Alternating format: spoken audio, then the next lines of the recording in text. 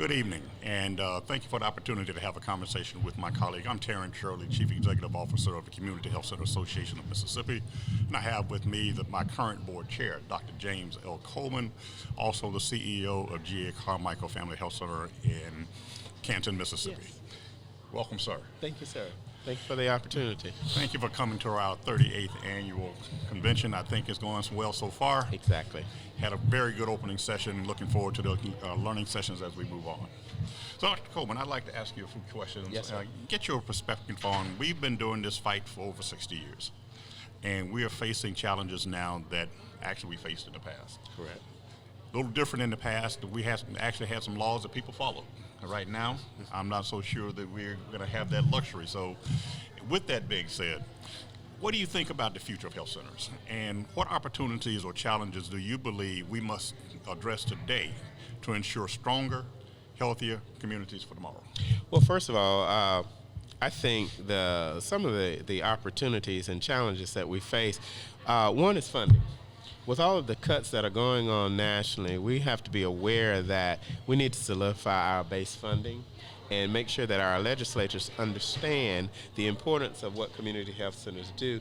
That might in turn help to secure more of the funding that is needed, because that to me is going to be the biggest challenge. The opportunities, however, is an opportunity for health centers to collaborate and share resources. I know that sounds interesting, but there are opportunities where health centers should collaborate, write grants together, do things as one entity, because in my mind, there's enough for everyone. There's enough opportunity for everyone, but we have to get to that place where we understand that it's not an us against them. It's a we thing in terms of the collaboration and the sharing of resources, and making sure that we show folk our unity in the force of one unit, and hopefully that would also bring about more funding. But when you share resources, that helps each entity to make sure that they're where they need to be. And you mentioned that, and from experience there, history does oftentimes repeat itself. Yes. And in another life, Yes, I was fortunate enough to have that type of relationship with my colleagues in a different state. Wow. And let's make it happen. Yes, sir. Yes, sir. In what ways has your health center's deep connection to the community shaped the care you provide, and how can we build upon those roots to prepare for the future? One of the interesting things that I heard today in the opening session, and I sent someone a text about it, because sometimes I'm asked to do certain presentations. I love how she used the concept of our roots, being strong, and our roots giving us that foundation that we need. But we also need to understand that in different parts of the country, in different parts of our counties, in different parts of our states, cultures are different. So one of the things that we try to do and have done at GA is we try to tailor our services to the culture of that community, because, again, you can't go in telling people what they need. You got to ask the question. Absolutely. Because one size does not fit all, and one approach does not fit everyone. So you actually have to be, again, flexible enough to make sure that the services are tailored around the culture of the people instead of what we think is best for the people. And I think that would add better buy-in, because it again shows the people that you hear them. Now, don't get me wrong, our protocols, our practices, all of that is the same, because we have to follow certain guidelines.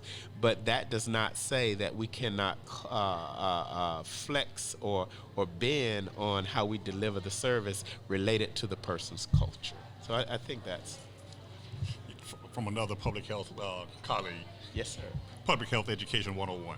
That's exactly right. What has been the most valuable lesson or insight you've gained during this conference, and how will you apply that at your health center? Again, as just stated, I so far, the opening session was excellent, in terms of the information, because that again says we're doing something right. And having staff in there to hear and to experience that, what? We are doing that. That is working. We need to do more of that. And we cannot be afraid to tailor those resources or tailor those services around culture, because it's not against or what we're bad. It's we're making things good for the people that we serve, if that makes sense.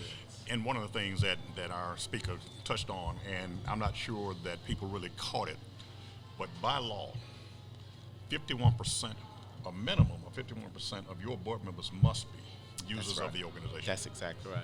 And that tells us that those users are going to tell you what you're doing good That's right. and what you ain't doing so good. And you got to be ready to hear You them. got to be ready to hear it. Even if it's contrary to what you think or want or believe, it's all about how it's, as I tell staff, as long as we're not doing anything unethical, illegal, or immoral, change, be flexible, meet the needs of the community with our services. Absolutely. Absolutely. And finally, I'd like to ask, how has the conference helped you build or strengthen connections with other professionals and organizations? One thing I love about these conferences is the fact that you see other colleagues. And it's an opportunity for you and those colleagues to exchange ideas. And, you know, hey, how you been doing in this environment? This is going on. How are you handling it? What are you doing with it? So it's an opportunity to network and make those connections, one, to affirm and confirm that you're doing something right, and if necessary, to change what you're not doing right. Absolutely. So, you know, and again, it's good to commiserate with people who are in the same space so that there's an understanding that, you know, we might need to do something a little different, or we need to keep doing that the same. Awesome. Thank you, sir. And Thank you so looking much. forward to you sharing with us the next few days. I look forward to it, and thank you for this opportunity. Thank you. All right.